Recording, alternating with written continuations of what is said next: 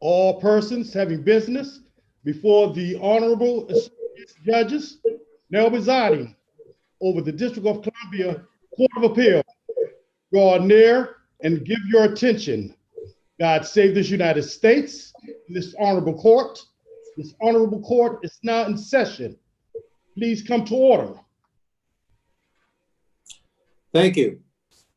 We have one case on this afternoon's calendar, Catherine Tolson versus Department of the Interior. Counsel, if you're ready, you may proceed. Mr. Sampson. Good afternoon, and may it please the court. My name is Paul Sampson. I represent the petitioner, Catherine Tolson. I'd like to reserve 3 minutes for rebuttal. The critical facts of this case are not in dispute. Ms. Tolson received a letter from the department telling her that she was, quote, unsuitable for federal service. The letter said that her continued employment with the department was, quote, not consistent with the organization's interests. The letter said that the suitability determination was final and not appealable. And the letter told Ms. Tolson that the department's employee relations branch will work with your supervisor to initiate appropriate administrative action. Under those circumstances, Ms. Tolson resigned from the department before it formally fired her. There is no dispute. Mr. Sampson, I'm sorry to interrupt, but I just wanted to ask you, there's a second letter that was included in our appendix, but it wasn't clear to me that that letter was admitted into evidence at the hearing. It looked to me like Ms. Tolson's counsel was not aware of the existence of the letter before that hearing, and I thought government's counsel acknowledged that it had not been submitted to the ALJ in advance. So I'm sort of curious to know what's the status of that letter. Judge Easley, you're correct that it wasn't, the physical document wasn't present at the hearing before the ALJ. The content or the modification between the first and second letter was read over the phone by Ms. Ford, the department's sole representative.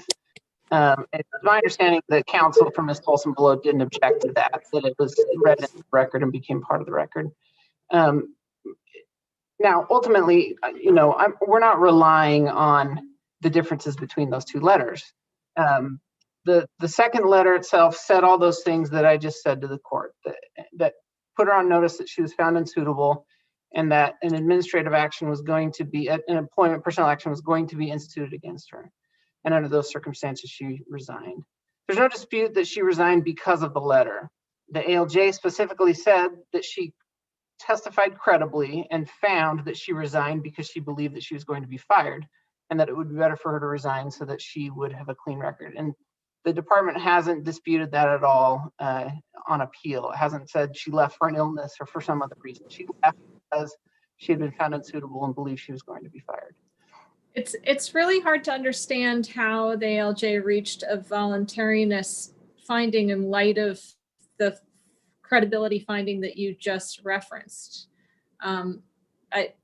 I take it that credibility finding was made in the latter part of the court's order where it was talking about whether Ms. Tolson had left voluntarily for good cause related to work, but nonetheless, it seems to be in some tension with the court's voluntariness finding. Do you agree with that?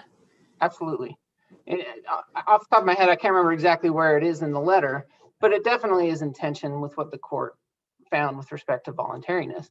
The part of the tension is the court said, well, who knows? Excuse me, the ALJ essentially said, who knows? It's possible that she would have been fired. Therefore, it wasn't imminent enough. And that's just not, that's in tension with a credibility finding that she reasonably believed she was going to be fired.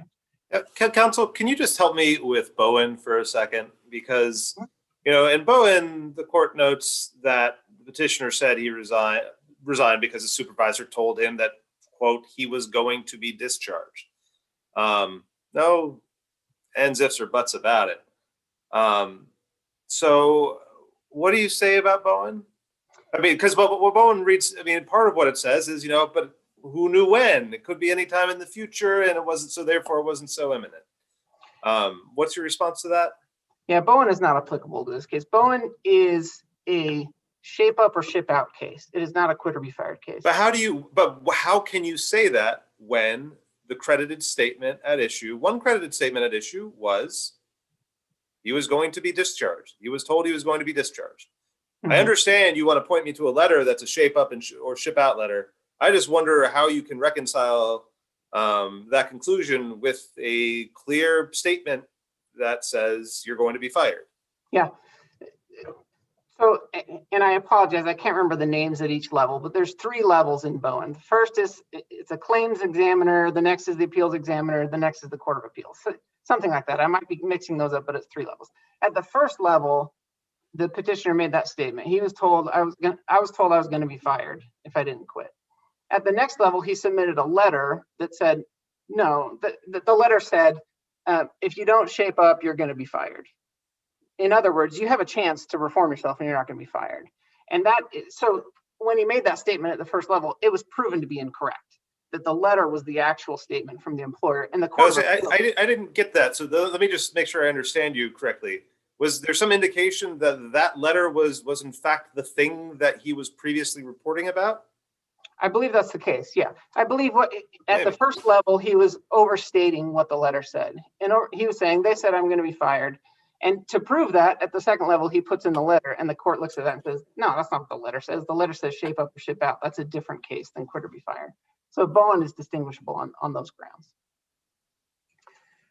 Now, as I was saying earlier, the ALJ in this case made the error of saying, well, who knows if she's going to be fired. That is belied by the facts. First of all, the word unsuitable, she was found to be unsuitable and told that it was unappealable, so she couldn't change that. And then Ms. Poore specifically testified that the department was going to institute an action to propose to remove her. That's Appendix 32 in the transcript in her testimony. At Appendix 44, she said that she couldn't have worked in another position. Appendix 42, there was no other position she could have worked in. Appendix 45, in her 25 years of experience, it was highly unlikely. She thought it was highly unlikely that Ms. Tolson could overcome this. Nevertheless, the ALJ still said, well, it was only possible. So she resigned only in the face of a mere possibility, and that's not quite imminent enough. It's just belied by the facts. The second mistake that the ALJ made was to say, well, she could have taken this to a hearing. She could have, appealed, up the chain of federal government, appellate rights. And who knows, maybe she would have overturned at some point.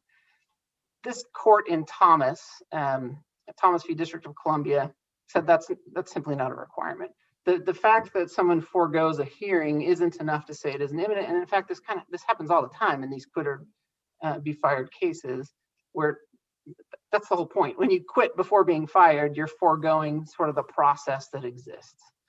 And what's really important to think about here is in any imminence determination, there's a certainty requirement and there's a timing requirement. But when you take a step back and think about it, the timing requirement is subsumed in the certainty requirement. The purpose of requiring that timing be soon is that when a termination is a long way off, it's typically uncertain, especially in the private sector. An employer might change his mind. So if the employer in the private, in this private scenario can put forth evidence that, we weren't going to institute something for 9 months, maybe in 9 months we change our mind, then yeah, perhaps the firing wasn't imminent. This case, it doesn't really work because Ms. Tolson was found to be unsuitable. She was told that unsuitability determination was not appealable. She couldn't do anything about it. She couldn't change it.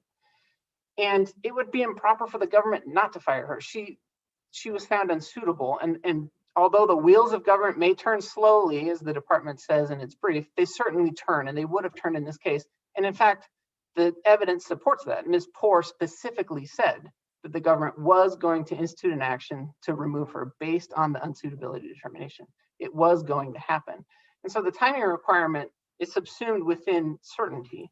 The other thing to think about— It's funny. So you don't think there's any case where, it turns out I have to, if I remain a judge for a while, I have to take senior status at age 74. It's pretty far in the future. But it's statutorily required. So let's say that is, Congress isn't changing that anytime soon. So it's certain. Would you say that that's imminent just because it's certain? No, that's a very long way off. And Okay. Well, I mean, I was just trying to understand because you said, the timing is the only thing the timing does is make something uncertain. But if it's certain, then it's imminent. And so if I just told an employee, we're not going to need your help anymore beginning in 2026. So I've already filled out the form that says in January 2026, you'll be let go. So enjoy the next 5 years. Is that imminent? Well, I don't think so. I think the answer to that is no, but I don't think that hurts my argument and for specific reasons. In this case, the government is responsible. It carries the burden of showing a lack of imminence, of showing that the employee left voluntarily. So it could have come forward with evidence and said, this isn't going to happen until 2026. That's so far off. We can't call that imminent. They didn't do that in this case. They've made sort of arguments in their brief before this court that, yeah, it takes a really long time and you got to go to the Merit Protection Review Board and who knows what happens there. They have a lack of quorum. None of that evidence was introduced before the ALJ, and it's therefore waived, as I've argued in our briefing. And the point is they haven't met their burden. They could have come forward with evidence that showed this would have taken a really long time. But if they're not required to meet that burden, then that's an improper shifting to Ms. Tolson that she would that have been enough? I mean, had they brought a witness to say, yes, we have a 3-year backlog, no way is her case going to be processed. Here are all the steps, and there's no way that we can go through those steps in 3 years. Is it your position that would have been enough? I mean, it just seems to me that voluntariness requires some showing that she is aware of these things. And that seems like the big deficit in the government's proof in this case, that there's simply no evidence in the record to show that she was notified of this other process, that she understood how long it would take, that she knew that there was a backlog. None of this appears in the record. Absolutely, Your Honor. That's absolutely right. I agree with that wholeheartedly. She wasn't. The question is, from her perspective, was it reasonable to resign? Yeah, she was told she was unsuitable. She was told that an action was going to be implemented against her. She testified that she talked to people in the HR department and they told her that she was going to be fired. The ALJ didn't credit that for reasons I can't quite fathom, but we're not necessarily appealing that.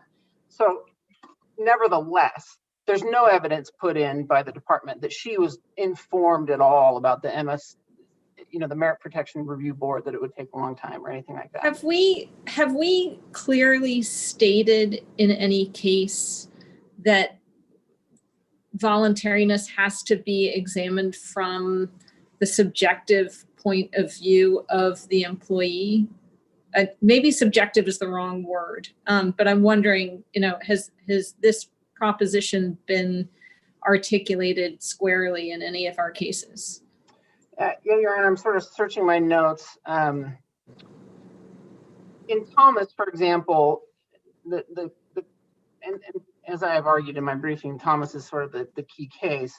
But in Thomas, the court said, look, you don't have to go through with the hearing, go through the long process of appealing it up, because bearing in mind the presumption of voluntariness, the only times or examples that the courts gave where you would have to do that is where the employer's reason for seeking the employee's discharge lacked legitimacy and the employee reasonably ought to have stayed on and utilized the hearing tool. I think that says that outright, but it at least implies that there's a reasonability component to it. If the employee knew that the allegations that the government was using to threaten to fire her lacked legitimacy and that she could reasonably fight against them and prove her case and show, actually, I'm innocent of what you're charging and my firing is inappropriate under the circumstances, then sure, the person should reasonably stay on in that instance and fight it out. But in this case, that doesn't apply because she was found unsuitable and the department told her specifically, you cannot appeal this. QED, you cannot argue that you are suitable. You're not allowed to do that. And so in that case, it was reasonable for her to determine, well, I'm going to be fired. She has no indication that otherwise. And so under Thomas, she need not reasonably stay on and utilize the hearing tool because she didn't have the opportunity, and she was told she didn't have the opportunity to overturn the suitability determination. Judge Glickman, it looks like you're asking a question, but you're on mute. Quite so. Thank you. Could I ask a question here to clarify something in my mind? I'd like to draw a distinction between the procedure that gets the government to the point, the department to the point of saying, okay, we've decided to remove you, to fire you, and the procedure that can be followed thereafter to fight it, if the employee wants to fight it and drag it out and oppose it. Now, I take it, I take it that there already was some procedure leading up to the unsuitability determination decision. Is that right? Yes. Okay, so she's had her hearing and whatever it is that they do for that. Mm-hmm. Now then, the representative of the department said that, well, if she had not quit, we were ready to institute a proceeding to terminate her. Mm-hmm. Tell me what that proceeding would have been. Not her fighting it afterwards by taking an appeal or demanding a hearing or what have you, but the decision that somebody in authority at the department has to make to say, all right, I've decided to fire you. But I'm not an expert in the department's termination proceedings, but Ms. Poore testified that what would have happened is they would have filed a notice of approval, I think, is the term, and that she would have had the opportunity to. Right, that's my understanding. She gets a formal notice, mm-hmm. which would say the department intends to fire you because you're unsuitable. Mm-hmm. Okay. Now, to me, that's the key event. And the notion that the policy is that an employee who doesn't have a defense or whatever should nonetheless be required to fight it and put the government to the trouble, which could be for years apparently because of the disorganized status of the Merit Systems Protected Board, so that they can't do what they want to do, even though the merits are all on their side. It's a little hard for me to comprehend how the policy could possibly be to require that if the employee is ever going to get unemployment compensation. I would have thought that if the employer says, we've made a decision, this is our position, to fire you, you can fight it if you wish, but that's our decision. That's the end of the matter. If she then, if she was essentially at that stage, I don't understand why it's at all relevant that she could say, well, I demand a hearing, and I'm going to take this up before the Merit Systems Protection Board. And if the board ever exists, I'm going to take it up to the Supreme Court. I don't understand why any of that should matter at this stage. So that's why I wanted to get a sense of exactly what the procedure is, whereby the department says, here's our decision. Yeah, I mean, it sounds like it was imminent. It sounds like from the testimony of the department's representative, if she had not said, okay, I'm resigning, the notice would have been in the mail within a few weeks. Right. Is that fair to say? I believe so. Yeah, I believe that's right. Okay. Now, you wanted to save a few minutes for rebuttal, so let us hear from counsel for the government, Mr. Hammond. Thank you. Good afternoon, Your Honors. May it please the court. My name is Derek Hammond, and I'm here today representing the respondent, the Department of Interior. On October 22nd, 2019, petitioner submitted a letter of resignation stating simply that she was resigning her position. The question here is whether there was substantial evidence supporting the ALJ's conclusion that plaintiff tendered her resignation voluntarily. More specifically, whether petitioner was acting under a threat of, quote, imminent termination, such that her separation was constructive discharge. Because the credited evidence supports the ALJ's conclusion that there was no threat of imminent termination, this court should affirm the final order by the Office of Administrative Hearings. So, Mr. Hammond, I'll take you back to the testimony that Mr. Sampson highlighted in his argument, that the ALJ finds, quote, claimant testified credibly, and I find that she resigned because she believed she was going to be fired. Given that factual finding, how could the ALJ then turn around and say, but I don't think her termination or her departure was involuntary? The standard is whether there was a threat of imminent termination. And as Mr. Sampson pointed out, there are two elements to that. There's the certainty element and the temporal element. That is to say, to be imminent, which is the word used in the statute, or in the regulation, the act in question must reasonably be certain to occur in the near future. Okay, and so if we're looking at imminence as the question, okay, I credit that she thought she was going to get fired, but her firing was not sufficiently imminent. Do you agree that it matters what she knew about the imminence? Because it seems that the way that the government's brief is written, imminence is sort of an objective fact that an omniscient narrator would assess, sort of, looking at the circumstances, we can say that it was or wasn't imminent, and whether what she was aware of or not is irrelevant. That seems to be the government's position. Is that the government's position? No, Your Honor. And I think there's some case law. I can't recall the precise case. I think it's cited in the briefing where, they claim that the imminence is rightly with is a fact rightly with the employer because they know whether it's imminent or not. So at least in the prior case law, there was some indication that imminence should be viewed from what is actually known. But even if you were to if we were to look at her subjective, what she knew, what she was informed of, in this case, there's nothing suggesting that it was imminent here, that it was either certain to happen. She'd been found unsuitable for employment, counsel, and she was told that was a final determination, not subject to appeal. What would you think if your boss came into your office and said, Mr. Hammond, you are unsuitable for employment here. This is my final determination, and it will not be subject to review. I mean, what would anybody think? Why do you say? And also, when you answer this question, I want to be sure you're keeping the burden on the right party. You say, she didn't show evidence that it was. I mean, I think that's a whole lot of evidence. But if I'm wrong, I also think it's quite clear that there's no evidence supporting the view that it was going to take a long time, or that was relayed to her in any way. But it wasn't relayed to her that anything was going to happen soon or imminently.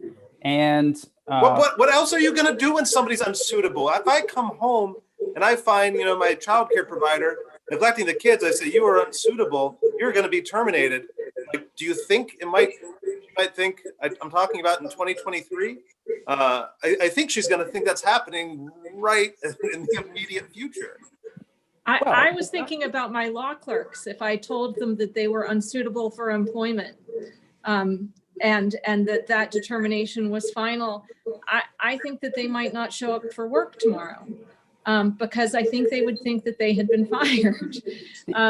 So I'm trying to determine. It seems to me that it's on the government to show that was not a termination decision, and based on the letter that was sent, the only letter that's in evidence, that the last sentence of the letter is, you were advised that this unfavorable suitability determination is final and is not subject to further appeal. That sounds very definitive. It sounds very final. It sounds like the game is over and she's done. I think and there's no indication that there's another termination process, that the sequence of that process is defined in these provisions of the CFR, that she will have the right to go through that process, to appeal that process. There's certainly no indication in the record that that process is backlogged and may take years. I mean, none of that is communicated to her in this letter. I think it's also important to keep in mind two things. Number one, the security personnel staff are not the ones who make the final decisions, employment decisions here. And they, as it's indicated in both the October 1 and October 11 letter, that they are going to work with the relevant individuals to make an appropriate, to take an appropriate action. What other appropriate action could be taken after being told that you're unsuitable for employment? It seems like the one and only appropriate action is to let you go. And there's nothing else in this letter that mitigates that message. And it seems to me that that's what the government needed to show was, yes, she was sent this letter, but she was counseled that, you know, this wasn't the end of the road, that this didn't fire her, right? There's just nothing, there's nothing in the record from the government on that front.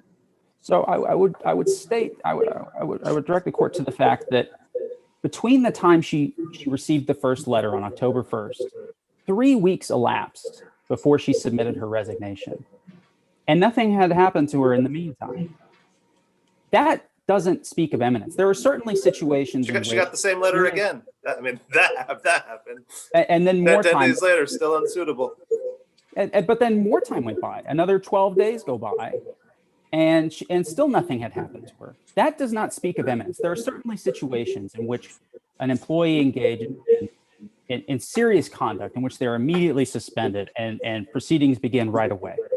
That didn't happen in this case. I don't understand. What is your, you have 3 months to clean out your desk, and, to wrap up your vacation pay, et cetera, et cetera. If I said that to somebody, would their termination not be imminent? I don't think that it would be imminent because it's not happening close in time. And there's a good reason for having this close in time piece here too, right? Because if there is time, then you have time to look for other employment. And you do not need to take unemployment benefits from the fund.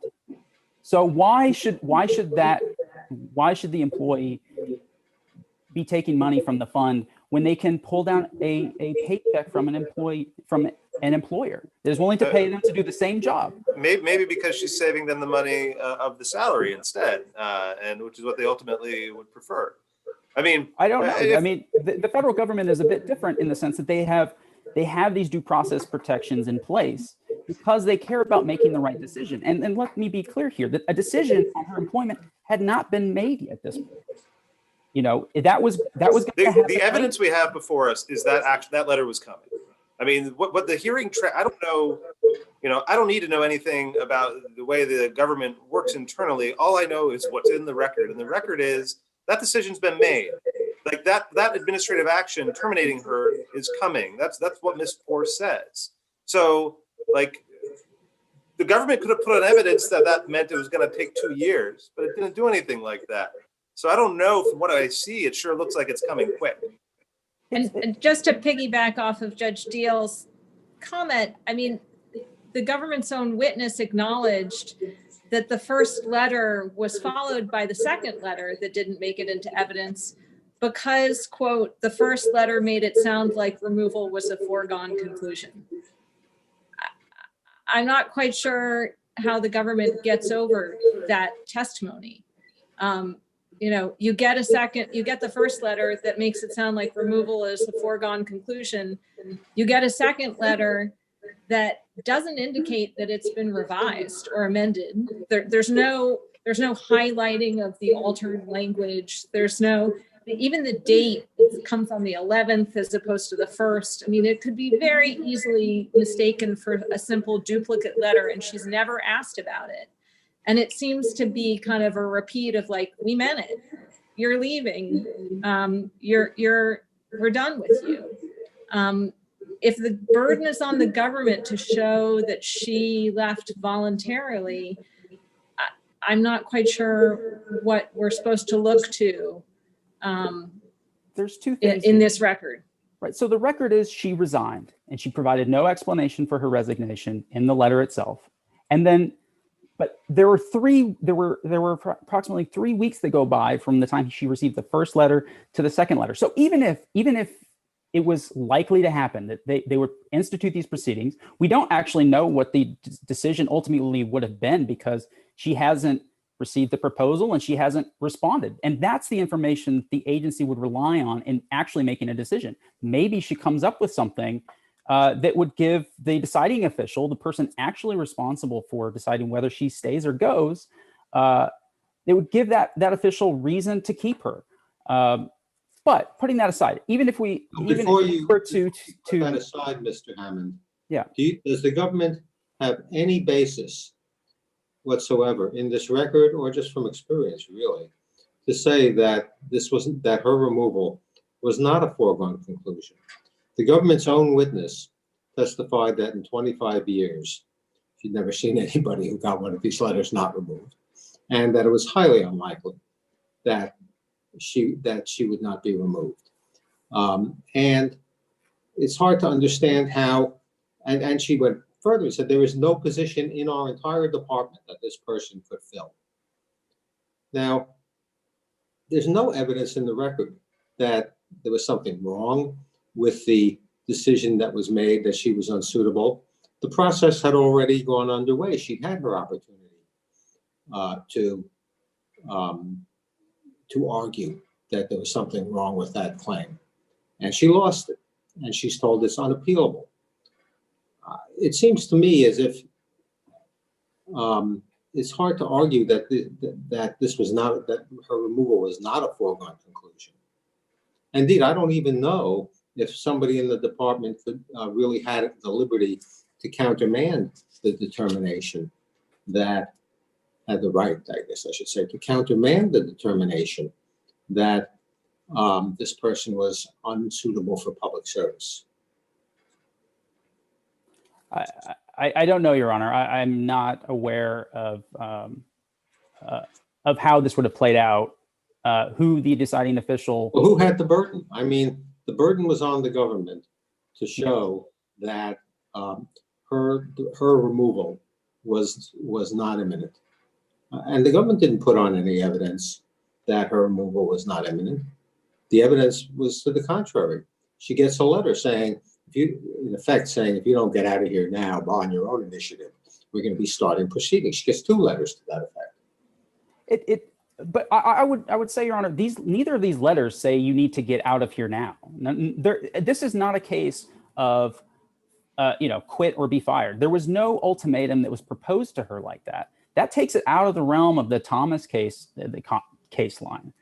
They're informing her of what their decision was, and then multiple weeks go by without anything else happening here. If we think there's ambiguity in the word imminent, doesn't the policy of the unemployment compensation law argue in favor of giving it a relaxed, liberal interpretation? So Thomas explains that the purpose of the act is to provide incomes for workers who are unemployed through no fault of their own until they find new work.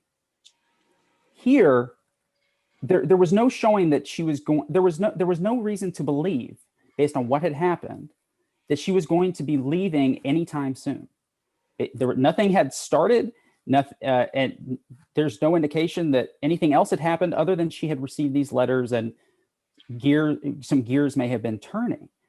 She could have stayed in her position and sought other work until it became clear that she was going to be fired imminently. Suppose she had received a notice in the mail. The notice says, we have decided to terminate you. Okay. And it doesn't say. The notice doesn't say, when exactly that's going to occur. And she gets that notice and she says, well, I've already tried to convince them I'm suitable, but that didn't work.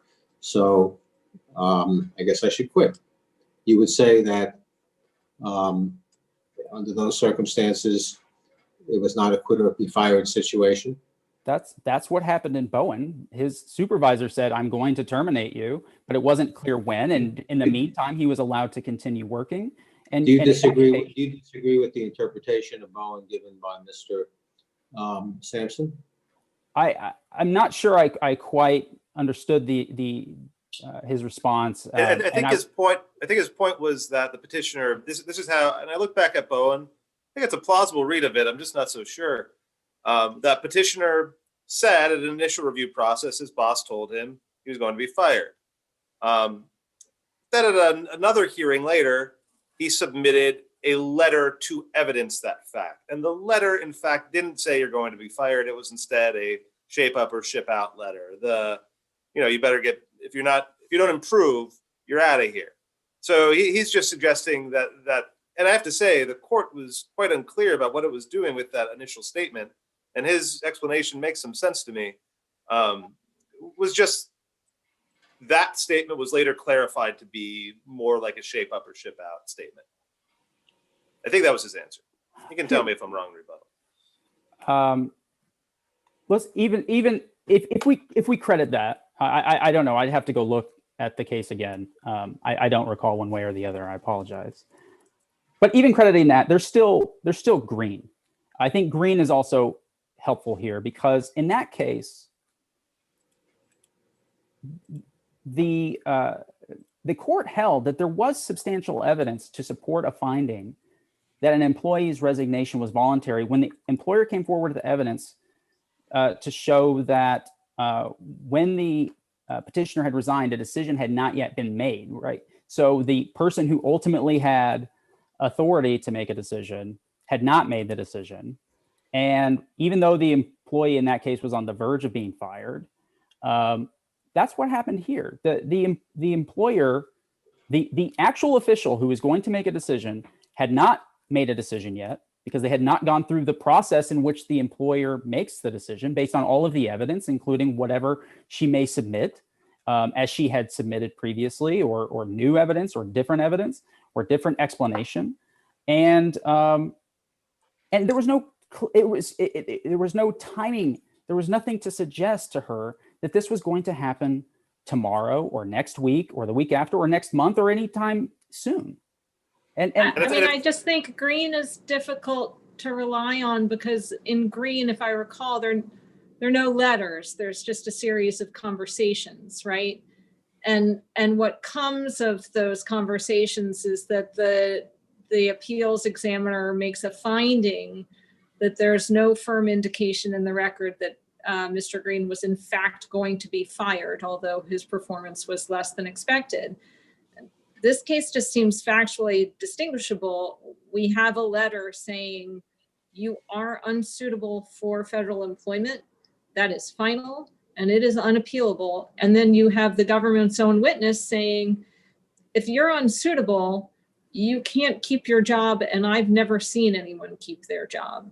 So it just seems like Green is a very different case just on its facts. I don't know. I think it is helpful here when you have an employee that is on the verge of being fired. But even still, I think that the point I want to drive home here is that even if there was, it was fairly likely that she would be terminated, that there was no indication that this was going to happen soon. They hadn't started anything. Nothing had happened to her since she had received these letters. But again, I'm sorry to interrupt. It was the government's burden to show that it wasn't going to happen soon and that she knew it. And I'm still not hearing what in the evidence supports those conclusions. Well, I'm not sure, when the government issues these kinds of letters that they know when these things are going to happen. I mean, it's sort of like trying to, the government apparently just had not gotten around to making any sort of employment action in this case yet. Well, there was a hearing, Mr. Hammond. And so the question is, what sort of evidence was presented at the hearing? And obviously the letter is one piece of evidence, but no one testified that it had been communicated to her in some way that this was not that this was not a foregone conclusion, and that this wasn't happening very soon. There's just no evidence in the record that she was aware of that, such that we can say, the government carried its burden to show that her departure was voluntary. But I think the converse is also true. There's nothing to suggest that that any termination would be imminent. That there was a threat of an imminent. But then you're aren't you erasing your burden there? I mean, you're trying to draw us into the converse, but the government bears the burden here. The government bears the burden on voluntariness here, and I think you show that when you show she resigned, and then when she tries to counter that with evidence that I did this under a threat of imminent termination. There was talk about a potential removal action that may happen at some point in the future, but it's never clear. Correct me if I'm wrong. Correct me if I'm wrong. I think you've misstated the law there, haven't you?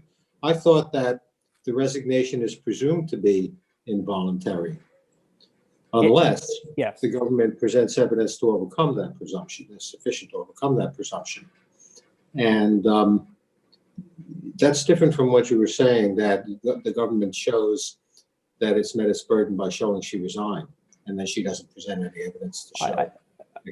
I only meant, I don't mean to misstate the law at all. I only mean to show that the resignation is itself evidence of voluntariness.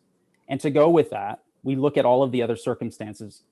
I don't think that's right. What's your case law support for that? Right. If all you had was the evidence, if all you had was the resignation and you knew nothing else, I thought the law is, well, it's presumed to be involuntary.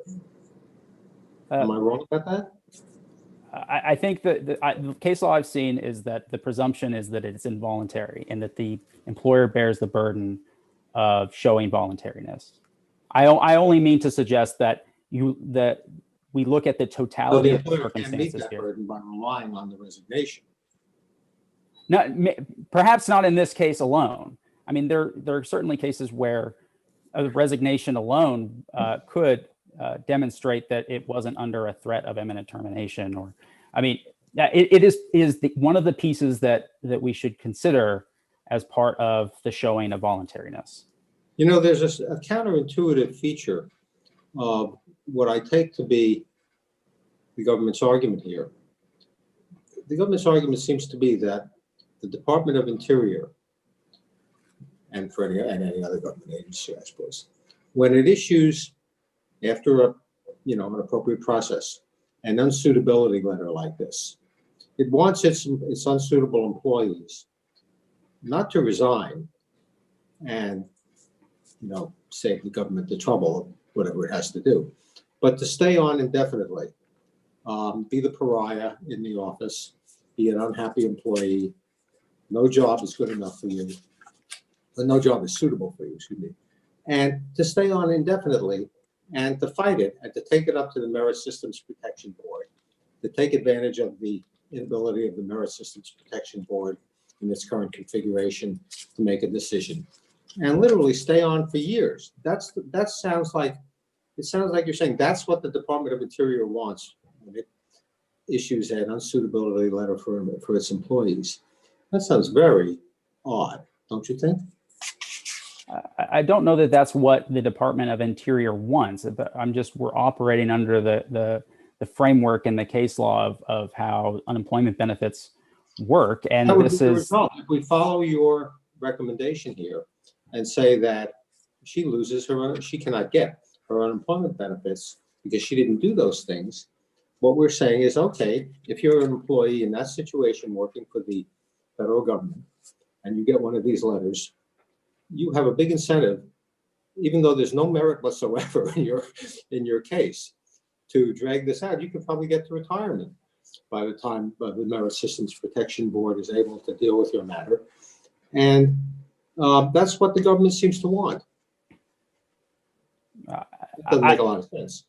I'm just trying to, we're just trying to operate within the case law that is there. It's not about what it wants or doesn't want. I mean, the federal government is a bit of a different animal in that it does value putting due process protections and making sure that important decisions like employment decisions are made correctly. This isn't a case where she was going to be made. The employee made. decides it's not worth fighting. The employee has gotten all the due process that the employee is entitled to. Sure. But, if they decide that they don't want to continue their employment during that process, that is a sort of a personal choice about wanting to move forward. They want to, quit without having a job first. That's really sort of their personal choice. Nobody told them they had to leave at that moment. She was Didn't want to quit. She wanted to keep her job, but she's been told that that she's unsuitable. I mean, if you were in that position in the United States Attorney's Office, you wouldn't be saying, well, my boss thinks I'm a terrible lawyer and I really ought to, he's never going to trust me with any appeal worth, taking. But I'm going to stay here for the next 10 years because I can put them through the ringer. You wouldn't do that. No employer would do that. But I may perhaps stay until I could find other employment. And I think that's perfectly reasonable. A reasonable person would not want the insecurity of nothing, and would rather search for employment and draw a paycheck at the same time. Well, but I don't know that the unemployment law necessarily requires that when the employer says I'm firing you, essentially, and I'll just it'll take a while to get around to it, but it just seems a very odd position for me to take. No employer would want the employee to stay around under those circumstances. Understood, Your Honor. I see that my time is well expired, and if you have any other questions, I'm happy to answer. Otherwise, we would respectfully ask that this court affirm the order by the Office of Administrative Hearings. Thank you. Mr. Sampson, you have a couple of minutes on rebuttal. Yeah, I'll be really quick. I'm actually glad that Mr. Hammond brought up Green for a variety of reasons. First of all, the government mischaracterizes Green in its brief on page 20. They say that in Green, the court found that the DC Court of Appeals found that the employer demonstrated a voluntary quit. That's not the case. That case was actually reversed and remanded because the ALJ below had improperly put the burden on the employee. More importantly, though, to address a question that Judge Easterly asked me about the state of mind of the employee when she quits.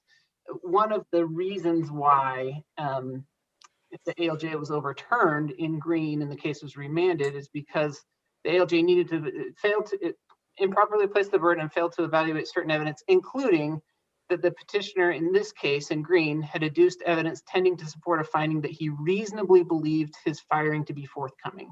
That's page 878 of Green. And to Judge Steele's question about Bowen, that was actually the court specifically said, furthermore, unlike Bowen, where we affirmed determinations of disqualification, petitioner in this case adduced evidence tending to support a finding that he reasonably believed his firing to be forthcoming, meaning that in Bowen, there wasn't evidence that the employee reasonably believed his firing to be forthcoming because it was a shape up or ship out, not a quit or be fired case. Second point is throughout his, Mr. Hammond has argued that Thomas is distinguishable, and throughout his brief, the government really hangs its hat on the supposed distinction that in Thomas, the firing had been initiated, whereas here it had not. I would just point out in Thomas, this is page 168 of Thomas, the appeals examiner in that case made findings of fact, which the DC Court of Appeals called accurate, and concluded that the claimant, this is directly quoting from the appeals examiner, claimant's contention that her leaving should be construed as involuntary because of the possibility that separation proceedings would be instituted by the employer is not persuasive because the imminence of such proceedings was not established. In other words, the proceedings to fire the employee in Thomas hadn't been initiated either, and so the case isn't distinguishable on those grounds. In fact, in order to rule for the government in this case, this court would have to overturn Thomas for those reasons. And then finally, this is my final point, and this is going to a point Judge Glickman raised. The unemployment insurance statutes and regulations and case law in this district are remedial in nature and ought to be liberally applied. Every case on voluntary quits and on this issue talk about the remedial nature of the statutes and regulations. Ms. Thomas was denied unemployment insurance in this case around Christmas time 2019, meaning that throughout all of the pandemic, throughout all of 2020, she has been ineligible for unemployment insurance. And as we all know, these are difficult times and it's been very difficult. And so we respectfully ask that this court overturn the ALJ's order below and institute remand with a requirement that Ms. Tolson be given the unemployment insurance compensation that she merits under the law and regulations and case law of this court. Thank you very much. Counsel, thank you both. The case is submitted. You may log off. This court is now adjourned.